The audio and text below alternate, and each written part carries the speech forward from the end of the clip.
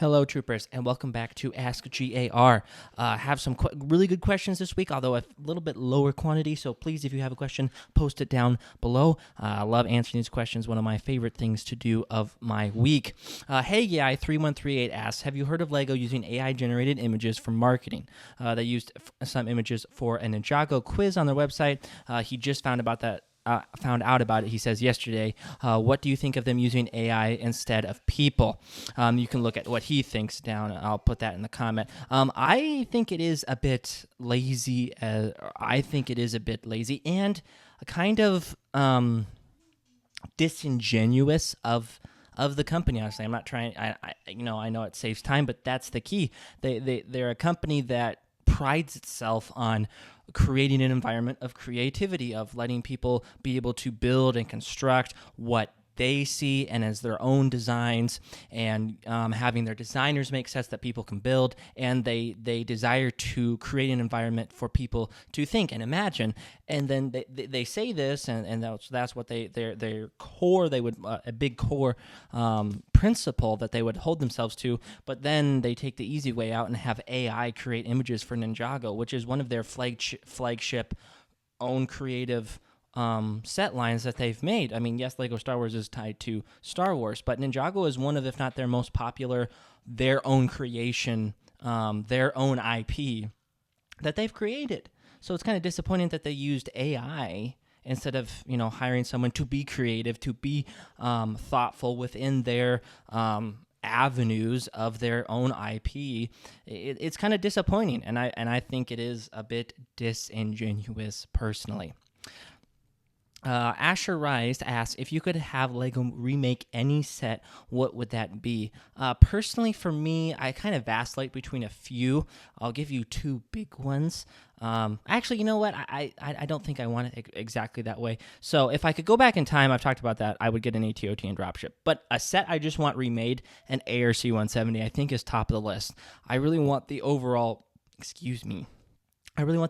design to be similar to the 2010, but then the greater structural integrity that they have with the new design of starfighters, particularly X-Wing. Take some of the new amazing X-Wing design capabilities within the S-foils coming out and apply that to stronger wings in the ARC 170 with a similar looking design. It would be one of the best Lego. It could be one of the best Lego Star Wars sets that has ever been made, and one of my top 5 favorite Lego Star Wars sets of all time if they did that. So, ARC 170 is at the top of the list that I would like Lego to remake. It is by far past time. Old Man in the Bricks asks, looking forward to the 50th anniversary of Star Wars in 2027, which I did not realize, that's not that far away. What do you think the UCS sets will be that year? He thinks it's could be 3, one from each era, a J327 Nubian, which is Padme's ship, or the Queen Amidala's ship from Episode 1, then he has Kylo Ren's shuttle, and then the big boy, the updated Death Star for the first $1,000 set. I think I would lean towards agreeing with you. It also kind of depends on what they do over the next coming years. I think that'll kind of play into it as well.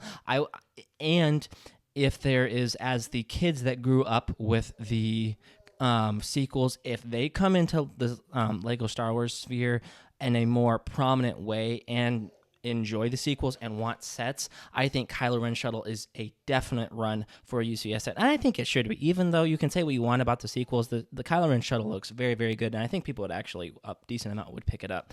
However, if those people do not, if there is no resurgence of interest in the sequels from that child era, kind of like there was with the prequels of my age group, I'm not for sure if we'd get a Kylo Ren shuttle. Death Star wouldn't surprise me at all, especially being that, crossing that threshold of $1,000 wouldn't surprise me.